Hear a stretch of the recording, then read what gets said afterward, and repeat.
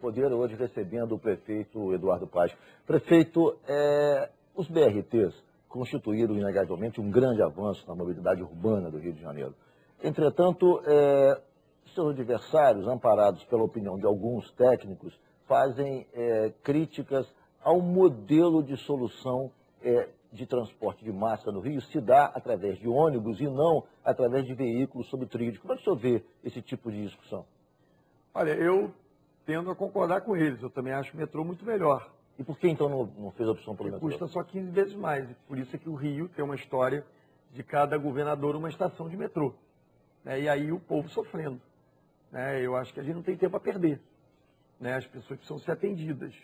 Quem mora em Paciência, quem mora em Santa Cruz, quem mora em Campo Grande, quem mora em Guaratiba, já estava perdendo a paciência, demorando 3, 4 horas para ir e voltar do trabalho. Então nós encontramos um modelo que é um tipo de modelo brasileiro, foi desenvolvido no Brasil, em Curitiba, o BRT, que é uma adaptação de um transporte de alta capacidade, muito mais barato e que permite as pessoas chegarem com muita qualidade. Então funciona muito bem. Se alguém disser, olha, a Prefeitura do Rio dispõe de 10, 12 vezes mais recursos que tem para fazer, podemos até fazer. Agora nós fizemos 56 quilômetros de BRT já, vamos fazer 150 quilômetros. O metrô do Rio tem o quê? Tem 40 quilômetros, sendo feito há 40 anos.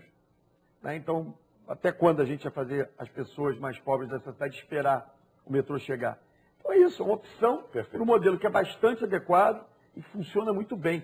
Só quem não anda de BRT é que fica fazendo essa verborragia toda, porque o povo de lá está muito feliz. Entre os BRTs, prefeito, há uma crítica mais assim, concentrada no BRT Transbrasil, que vai começar a obra ainda, por duas razões, fundamentalmente. A primeira, de que o investimento de 1 bilhão e 300 milhões. A segunda, de que ele seria concorrente com a Supervia. E, na verdade, esses ramais deveriam ser complementares e não concorrentes. É isso, mas eles se complementam. Essas coisas que eu fico, sempre que fala isso, eu mesmo fico o dia inteiro dizendo que o trem está muito cheio. Então está muito cheio o trem. E aí você tem... Porque a Avenida Brasil, ela é uma via que pega toda a região metropolitana do Rio. Ela é a principal via da cidade. Então não há concorrência nenhuma, ao contrário, quer dizer, tem que se fazer mais investimento no transporte de trilho e tem que também se fazer o BRT da Transbrasil, tirar aquela quantidade de ônibus maluca que tem na Avenida Brasil. Aí é que a defesa do modelo rodoviarista esculhambado como a gente tem hoje, empresas de ônibus com seus feudos e chegando todo mundo no centro da cidade. Por isso que o centro do Rio é esse caos, por isso que a Avenida Brasil é essa tragédia, todo dia de manhã ou todo dia à tarde voltando em direção à Zona Oeste. Como enfrentar esses feudos das empresas de ônibus, que de certa maneira é sintetizado pela FETransporte? Aqui no Rio está resolvida essa questão. Isso é uma licitação, são 4 consórcios, e tem lá os consórcios têm suas obrigações e seus direitos. Reajuste se dá por uma equação matemática que está no contrato, assinado com as empresas. Então, hoje em dia, isso está resolvido. Isso passou desde o Lacerda, foi o governador que pegou, o governador da Guanabara, o prefeito da cidade, que organizou as lotações em empresas de ônibus. Desde então não tinha se mudado nada. Pela primeira vez fez uma licitação de linhas de ônibus. Você vê, o tempo todo a gente está debatendo coisa que foi feita. Exatamente. Na eleição de 2008 eu ficava aqui dizendo não tem investimento em transporte no Rio de Janeiro. Agora estamos discutindo o BRT. Em 2008 eu ficava dizendo o seguinte, não licita as empresas de ônibus. Agora estamos discutindo já a forma da licitação. Acho que a gente evoluiu, né? É um avanço. Prefeito, em relação às vans, o senhor tentou fazer uma licitação por cooperativa, depois o senhor mudou, dada, digamos, a suspeição de que essas vans têm ligações com setores da milícia, e o senhor deu concessões individuais. Esse é o modelo que continuará? Qual é a sua proposta em relação às vans? Esse é o modelo, continuar com concessão individual. Quer dizer, o modelo tecnicamente correto seria fazer por cooperativa. São Paulo fez assim, Belo Horizonte fez assim, mas aqui no Rio você tem essa anomalia da história de milícia. Eu não acho que todas as cooperativas devam ser de milicianos, nem devam ter milicianos, mas tem uma presença muito forte. Então, enfim, eu não tenho o menor problema de, identificando um problema concretamente, voltar atrás. E foi o que a gente fez. Então, estamos fazendo as licitações individuais agora. Isso também não garante que amanhã eles não se cooperativem, que o sujeito chegue lá armado, bote a arma na cabeça de um que tem a concessão individual e obrigue a se filiar a uma cooperativa. Então, o que a gente quer é que cada tipo de transporte tenha o seu papel na cidade. O transporte de van, o transporte complementar ao transporte de alta capacidade. Ele tem um papel a cumprir, nós vamos continuar em licitações individuais e dar condições para as pessoas trabalharem. Então, se ele é complementar, ele não deveria ser incluído no bilhete único? Já está. Na onde a gente já fez a licitação individual, já está aqui em Sepetiba. Sim. Já está lá com validadores, as vans estão funcionando. É assim que a gente vai fazer para a cidade toda agora. Não deu tempo que a gente caminhou numa direção e mudamos de caminho no meio do caminho. Então, de fato, foi uma coisa que a gente não conseguiu avançar. Agora, de novo, quer dizer, se eu for parar para pensar, Vão uma esculhambação no Rio, ônibus uma esculhambação, táxi uma esculhambação, tudo uma esculhambação. Então a gente começou por aquilo que era mais importante, que transporta mais gente, que era o sistema de ônibus. Implantamos, fizemos uma licitação, implantamos os primeiros BRS, criamos o bilhete único, não tinha bilhete único no Rio, implantamos o primeiro BRT, visitamos algumas vezes e vamos continuar fazendo. Então a gente não fez o que deixaram de fazer durante 447 anos, mas fizemos coisa que todo mundo falava há muito tempo que ia fazer. Prefeito, em relação ao transporte, há uma outra crítica em relação à relação da Prefeitura com as empresas de ônibus, no que se refere à questão do ISS. Houve uma redução de ISS de 0,01% para as empresas de ônibus. Como é que se explica, na verdade, essa redução, prefeito? Olha, essa água que está aqui, né, deve ter tido um imposto pago por ela. Esse imposto não foi o dono dessa água, a empresa lá que faz essa água, que pagou. Quem está pagando é a CNT que comprou para mim, para me oferecer essa água.